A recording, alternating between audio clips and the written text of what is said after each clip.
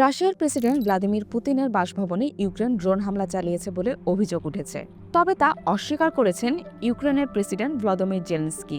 শান্তি আলোচনা ভেস্তে দিতেই মস্কো এ ধরনের দাবি তুলছে বলেও অভিযোগ করেন তিনি।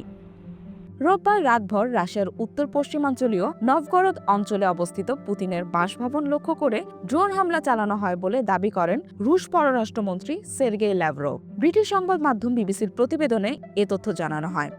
ল্যাভরভ দাবি করেন, পুতিনের বাসভবন লক্ষ্য করে ৯১টি দূরপাল্লার ড্রোন হামলা চালিয়েছে ইউক্রেন। রাশিয়া জানিয়েছে তারা এখন শান্তি আলোচনায় তাদের অবস্থান পর্যালোচনা করবে, তবে ওই হামলার সময় পুতিন কোথায় ছিলেন তা এখনও স্পষ্ট নয়।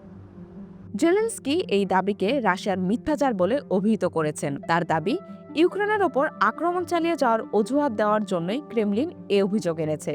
তিনি বলেন, রাশিয়া এর আগে কিয়েভের সরকারি ভবনগুলোতে হামলা চালিয়েছিল।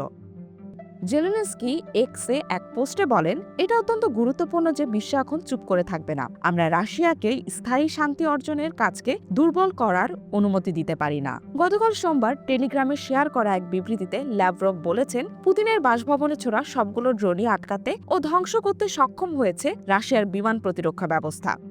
হামলায় হতাহত বা ক্ষয়ক্ষতির কোনো খবর পাওয়া যায়নি বলেও জানান তিনি। এদিকে রুশ সংবাদ সংস্থা টাস জানিয়েছে, রাশিয়ার আমেরিকার সঙ্গে আলোচনার প্রক্রিয়া থেকে বেরিয়ে আসার কোনো ইচ্ছা নেই।